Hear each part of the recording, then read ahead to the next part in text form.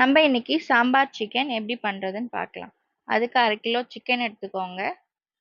சாம்பார் தூள் 3 டீஸ்பூன், கருவேப்பிலை எடுத்துக்கோங்க, நல்லெண்ணெய் 3 டீஸ்பூன், தேவையான அளவு உப்பு, முருங்கைக்காய் எடுத்துக்கோங்க. இப்போ ஒரு பேன் வச்சுட்டு அதில் நம்ம நல்லெண்ணெய் ஊற்ற போகிறோம். நல்லெண்ணெய் நல்லா காஞ்சக்கப்புறம் கருவேப்பிலை போட போகிறோம். அப்புறம் முருங்கைக்காய் போடணும். நல்லா வதக்கி விடுங்க. அப்புறம் நம்ம இந்த சிக்கனை போட போகிறோம்.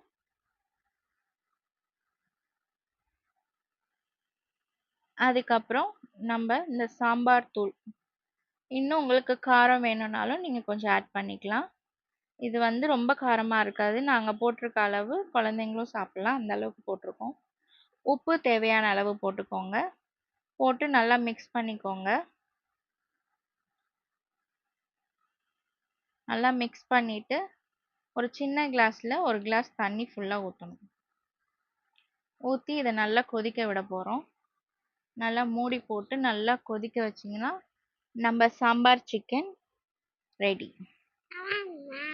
நல்லா மூடி பார்த்தீங்கன்னா இந்த மாதிரி நல்லா வரும். கடைசியாக இன்னும் கொஞ்சம் கருவேப்பிலை தூவுனீங்கன்னா நம்ம சாம்பார் சிக்கன் ரெடி. தேங்க்யூ.